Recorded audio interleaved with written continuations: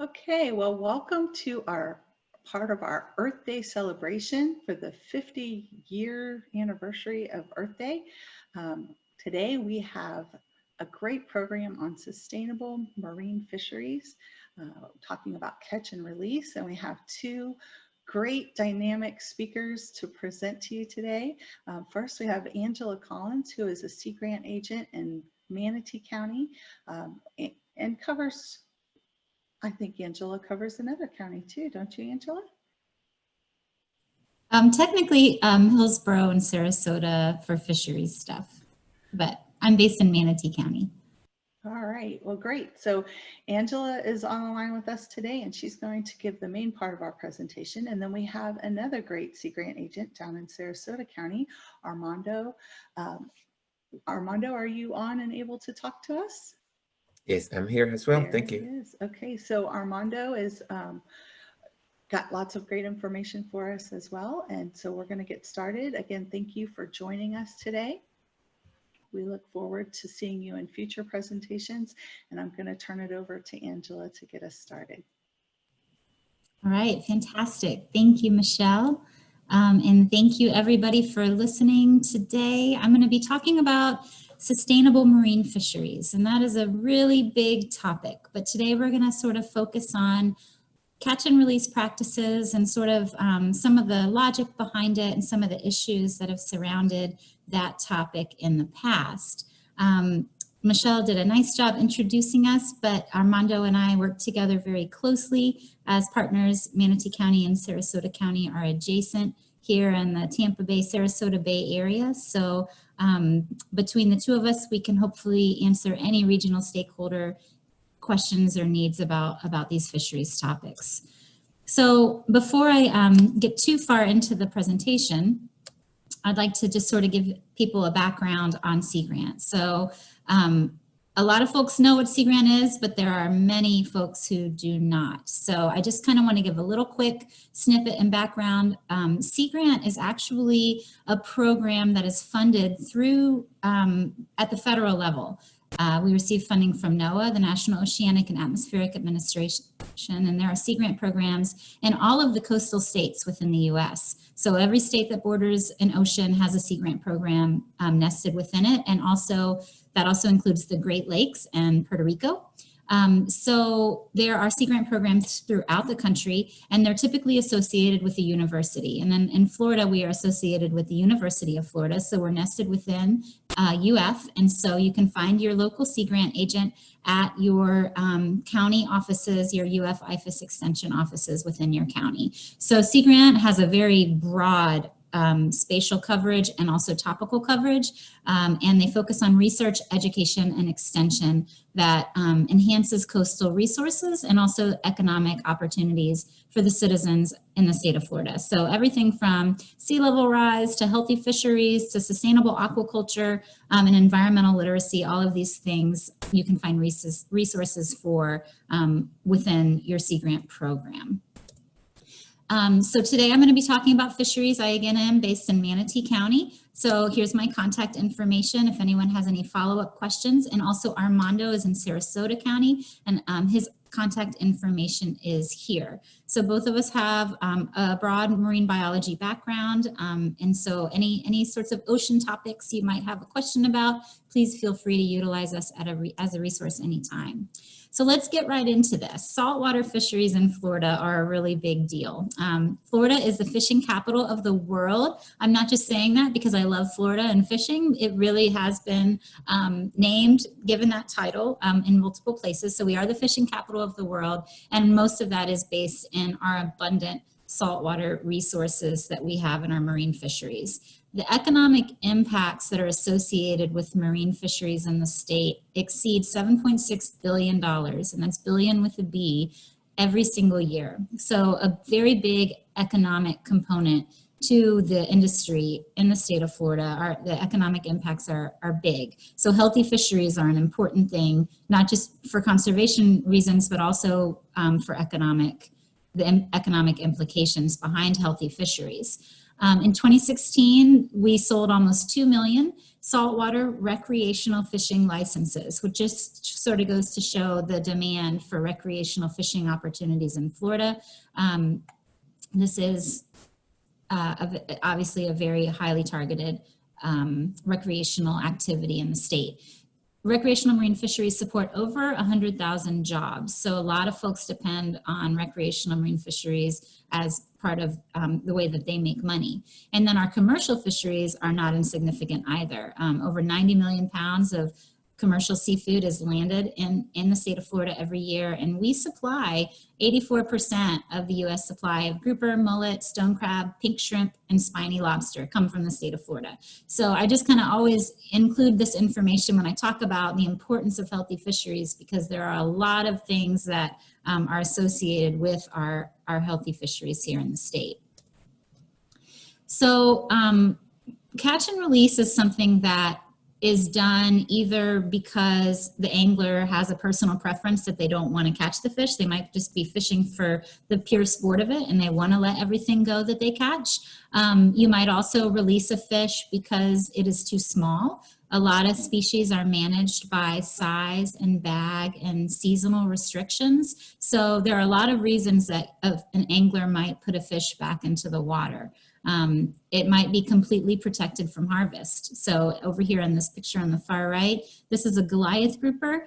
This is one of the largest groupers in the sea. These guys can reach over 7 feet in total length, and the Goliath grouper is completely protected from harvest. So you can never keep a Goliath grouper if you catch one. But there are 15 other species of managed grouper in the state of Florida, like this one here in the middle. This is a Gag Grouper, and Gag Grouper are managed by size. So you can't keep them if they're under a certain total length, and you also can't keep them if you catch them during certain times of the year. So they have closed seasons and also size restrictions. And then things like the inshore fisheries, this right here is a red drum on the far left. This is a redfish, and redfish are managed by a slot and also by seasons, and sometimes they're completely closed depending on the environmental conditions in the area, just like snook. So there are a lot of factors that might influence an angler's ability to keep a fish that they catch. So any of those fish that are let go after an angling event is kind of lumped into this catch and release category. So what's the issue and why do we talk about it? Well, just because you let a fish go doesn't necessarily mean that it is going to survive after you let it go. So angler behavior has a big impact on how well that released fish does after the catch and release event. So if you think about struggling on a hook line, you know, a lot of those longer fight times can lead to the fish being pretty tired after that struggle, which increases their vulnerability to predation. If you keep a fish out of the water for too long, that can lead to suffocation. Remember, these guys have gills and they need to be in the water to absorb oxygen, which is necessary for life. So keeping them out of the water for too long can obviously lead to suffocation. Improper handling of the fish when it's out of the water can injure their internal organs. So like, you know, dropping a fish on a deck or holding a really heavy fish out of the water just supported only by its jaw, you know, damage from hooks, all of those things, improper handling can definitely injure the fish and impact their ability to have long-term survival after catch and release. Extensive handling of the body can remove that, I don't know if, how many of you have held fish before and have noticed that sometimes you get some slime on your hands after taking a fish off the hook. That's their protective coating. It's kind of a barrier that keeps parasites and helps reduce their risk of infection from different bacteria and things that might be in the water. So, you know, removing that protective slime during handling can decrease their resistance to infections. And then obviously hook-related injuries can sometimes be lethal. If the fish is hooked in the gills, that can be pretty bad. If it swallows the hook and the hook is, you know, yanked out, that can also, gut hooking can be a damaging situation. So these are all sort of things to consider when you're handling a fish, especially if you're planning on letting it go and you're not putting it in the cooler for consumption. So one of the first things that all anglers need to do before they head out on the water is obviously know the rules. And fishing regulations are not an easy thing to remember. They are changing all of the time. The U.S. has and Florida have some of the most sustainably managed fisheries on the planet, but those sustainably managed fisheries require rules and regulations, and because rules and regulations are based on data, and data is consistently changing and getting updated, the rules also change. So knowing the rules is important, and so I've provided a few links here, or a few informational places to find the rules. FWC.com always has your recreational saltwater fishing regulations right there online. The Gulf Council also has a really lovely website dedicated to keeping anglers informed of best practices and rules and regulations in the Gulf of Mexico. And then this is an app for your phone that I recommend to anybody who's on the water consistently. It's called Fish Rules. It's a Fish Rules app. That's the website right here. You can download that on your phone, and it updates. This application will update itself whenever it's connected to the internet, and it'll update with the new rules as they come into play. So if you are an avid fisherman, you probably already have one of these apps on your phone. But if you're a new fisherman or you're new to the area, just make sure that you're aware that our rules change a lot. So having sort of a up-to-date resource for finding the rules help you know if you have to let that fish go that you keep, or before you put it in the cooler. Make sure you know what's in season before you head out on the water. And yeah, here's just kind of that Fish Rules app, what it looks like on the web. So also being prepared. So have your regulations with you, know your rules, but also, have the right tools in your toolbox before you head out. And so, some dehooking tool doesn't have to be fancy. It can just be as simple as a pair of pliers, but just, make sure you have something to help you get that hook easily out of the mouth to reduce the handling time. If you're fishing for reef species, circle hooks are required. If you're fishing for other species, you might not necessarily be required to utilize a circle hook, but circle hooks, we'll talk about those a little bit more in a minute. Those actually reduce the chance of the fish getting gut hooked. They have the way that the circle hook is created is so that it's designed to sort of hook right into the corner of the fish's mouth and minimize injury from hooking. Having a lip grip is a really helpful tool, especially if you're catching larger species. You can see like the end of one here in this angler photo. This is kind of just something that helps the angler control the jaw while you're removing the hook, and also help you get that fish back into the water quickly and safely. And then a soft rubberized or some other sort of landing net can also be helpful if you're handling the fish boat side or bringing it in. It reduces the amount of time that your hands need to be on the animal. So just kind of keeping your toolbox clean and well stocked and making sure that you have some of these just necessary tools with you is good practice in general. And then here we go into a little bit more detail on some best practices on catch and release. So if you're just, going out to catch fish to put in the box, or even if even if you're planning on keeping the fish, a lot of these fish might be undersized, or you might catch non-target species. So you always want to think about things you can do to increase the survival of the fish you have to throw back in the water. Shallower waters are typically gonna be a place where fish experience less barotrauma, and I'm going to talk about barotrauma in a minute, but quickly, it's a injury that happens when a fish is brought up from depth. It's related to pressure change. So when you're fishing in deeper water, there's a higher chance of encountering fish that are going to suffer barotrauma.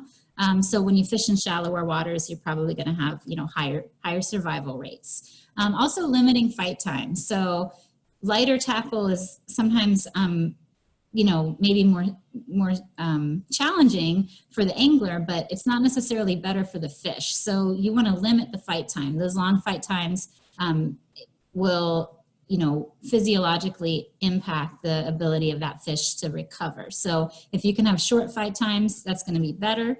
And then always using corrosive, non-stainless hooks. Whatever kind of hooks you're using, try to not use stainless and use something that will corrode, because if it does need to remain in the fish, for example, if the fish does swallow the hook and you're not able to get it out easily without injuring the fish, if it's a corrosive metal, it will eventually disintegrate and be, eliminated from the fish's body. So those corrosive non-stainless steel hooks are the way to go for fish. And also if they break off and they're trailing the leader, eventually if they're non-stainless, they will rust out and fall off the fish's mouth. So you don't have to worry as much about that. And then when you're holding and handling the fish, releasing them, you want to have wet hands. That just helps keep that slime coat on the fish. Use some sort of a dehooking device when you're removing the hook from the fish, and then, handle the fish as quickly as you can. Try to minimize the number of photos that you take. I'm not saying don't take a photo, because fish photos are amazing. Take them for sure, but try to minimize how long that fish is out of the water. And when you do have the fish out of the water, just kind of give that body nice, gentle support, and remember to get it back in the water as quickly as you can.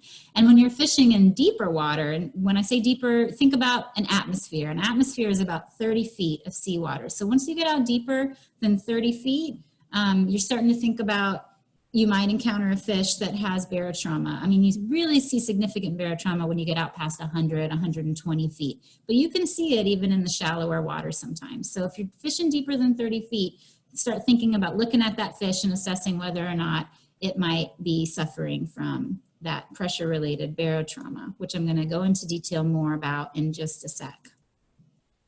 These images down here just sort of orient you to, these are the difference. This is a typical classic J hook, and this is a circle hook. And you see the way that circle hook is designed is basically to, increase the chance that that fish is going to be hooked right in the lip, which is where you want to hook it. And it's also one of the easiest places to get that hook back out. It minimizes damage to the fish. And all these tools down here are just examples of things that can be used for removing a hook, dehooking devices. These longer ones are nice if the fish has it in the throat or down the throat a little bit. You can use those, or if you have a large animal, you can use these larger dehooking devices to, get in there a little bit easier and, not risk fingers in the fish's mouth. And then also obviously pliers are an essential fisherman tool.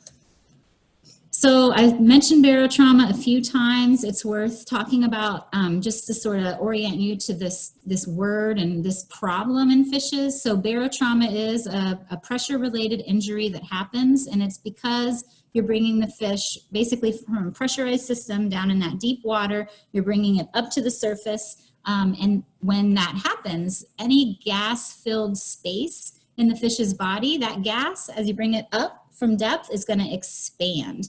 So this X-ray image of a fish right here, you can see this black space, this hollow area right here, and that's actually the fish's swim bladder or gas bladder. Swim bladders in fishes are used in maintaining buoyancy within the water column. It helps them maintain this neutral buoyancy position off the bottom, and it is, obviously very important in a lot of our bony fishes for maintaining their neutral buoyancy. But if you bring them up real quick from the bottom, the swim bladder expands, and that can cause barotrauma. So there is a really nice video series on YouTube that Florida SeaGrant put together. I am not going to play it. Well, I'm going to hit the play button here, and I'm going to turn the sound off. But this infographic can give you some image. Let me show you here. So this is kind of going to walk you through what it looks like when you catch a fish. This is venting behavior. And then I just wanted to show you this here. One sec. There. Okay. So see the swim bladder is expanding. When that expands, it can push that stomach inside out and out of the mouth. So when that happens, it's really nice to be able to vent the fish or descend the fish.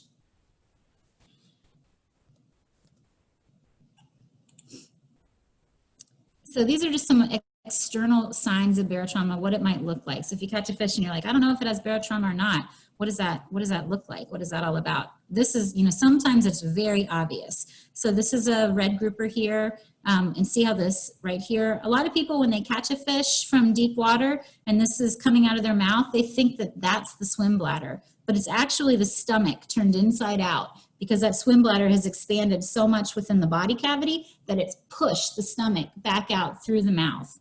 So this image here is kind of showing you the stomach coming out of the fish's mouth. They can also have this kind of, it can blow out the intestines out the other end. You can have bubbly scales where the gas is just coming out, whatever opening it can come out of. Sometimes they'll have these bulging eyes. And a lot of times you'll put the fish back in the water, and because of the inflated gases that are within its body, it's not able to descend on its own, and it'll be floating on the surface. So ways that you can help fish survive if they do experience barotrauma are by venting or by descending. And so these are the most common mitigation strategies that are currently in use for folks that fish for reef fishes and fishes that occur in deep water. Venting basically involves using any hollow tube that can poke a hole in the fish's body, that lets that gas escape. So this is a needle, in this case, a hypodermic needle with a relatively large gauge. And this is showing kind of where you vent on the fish's body. Lay that pectoral fin flat against the side of the body, and then you hold the needle or your other venting tool device right behind that pec fin, and it punctures right where that swim bladder would be. And you can actually hear the gas escape. If you hit it in the right spot, you'll hear it, you'll hear that gas escape. And then that fish is good to go. And they actually do recover really nicely from venting. If venting is done properly and in the right location, the fish will recover and resume normal behavior a lot of times within the day or within 24 hours. We've had red grouper that we vented and caught within the hour again. So if you vent them quickly, get them back in the water, they do heal and they do recover just fine to be caught again. The other mitigation strategy that's gaining more and more traction, especially on the East Coast, it's been out in practice in Australia and on the West Coast of the US for a while, but the East Coast is a little behind in adopting these strategies, but it's called weighted descent. So you can see this fish right here. It's got this kind of lip grip thing. It's called a sequelizer that's attached to its mouth, and that is attached to a weight.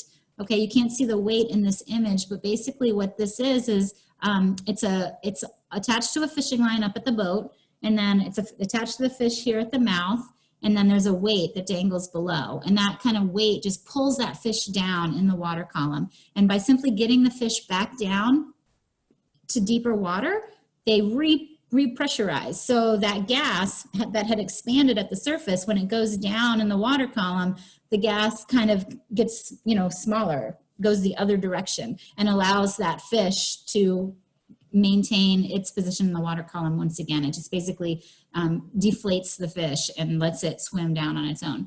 The descending gear is an ideal strategy for folks who don't want to deal with a needle and they just want to get their fish back down.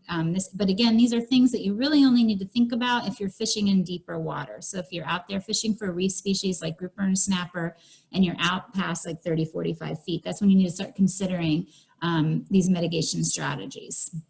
There are a lot of venting tools on the market. A hypodermic needle works great as long as it's a large enough gauge, but there are some that you can buy at bait and tackle shops as well. You can also make your own with a stainless steel tube that you cut off to be sharp enough to insert into the fish. So there are lots of things out there. And then weighted descent, there are options available on the market like the sequelizer, and then some people make their own homemade versions. Like this right here is just a weighted milk crate. It just has some dive weights bolted on to a milk crate. You put your inflated fish into that and then have the milk crate on a rope, put that into the water by the, off the side of the boat and let it sink down. And then when the fish are able to swim on their own, they'll just swim right out of the bottom of that milk crate just fine. So these are just some different strategies you can utilize when you're letting your reef fish go. So Florida SeaGrant, as I mentioned before, is a resource for folks to check out at any time. This is our website. We have a whole fisheries program that's dedicated to providing information on catch and release. You can see there's a section here. So this is a good place for educators to go, or for people that might need some downloadable PDFs or access to videos that are educational or informative. You can find that on our Florida SeaGrant website and the fisheries program specifically.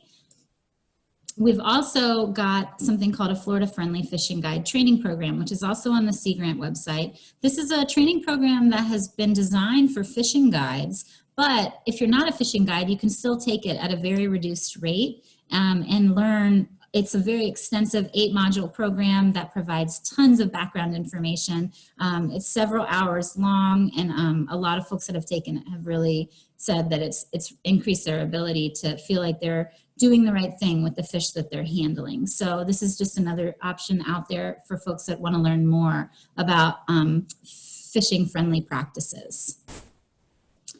So I love to talk about Gag Grouper because in Sarasota Bay and Tampa Bay, these are really important estuaries for this fish. If you look here on the left, this is a little baby Gag Grouper. We caught this in the grass flats in Tampa Bay just last weekend. They grow up inside the estuary. So Tampa Bay and Sarasota Bay, the grass areas are both really important for nursery habitat for Gag Grouper. And then this over here on the right is a big Gag Grouper that's grown up. So as they grow up, they move gradually offshore. You start seeing them out in the really deep water on the West Florida shelf as they get really, really big. So what we do today definitely matters for the health of tomorrow's fisheries. And then Florida Seafood at your fingertips is reinvigorated. We're live every Wednesday night. Check this out if you just like to eat seafood, or if you catch a fish and bring it home and you want to cook it. There's a lot of cooking demos that will be available online. More to come in the future, but tune in on Facebook on the Florida SeaGrant page every Wednesday evening and learn about cooking some seafood. So if you're here and you'd like to take a quick poll, we'd love it if you could just answer a couple questions. I'm going to launch it real quick and wait about 30 seconds. It'll only take you a sec. And in about 30 seconds, Armando and I can field any questions that the audience might have.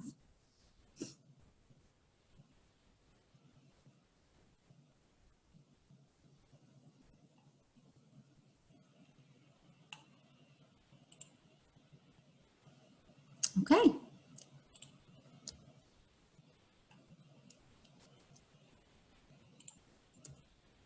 And then here's our contact info one more time. Feel free to reach out anytime for any information that we might be able to provide here in Sarasota and Manatee counties. Thank you, That's great, Angela. Angela. Thank you so much. Yeah, I was just going to say thank you as well. And Armando, take it away with some of the great things happening in Sarasota County. Well, here we also have a great program as well. As Angela is saying, we are your Armando, resources can you for see the chat? Are there any questions? Yeah, there is.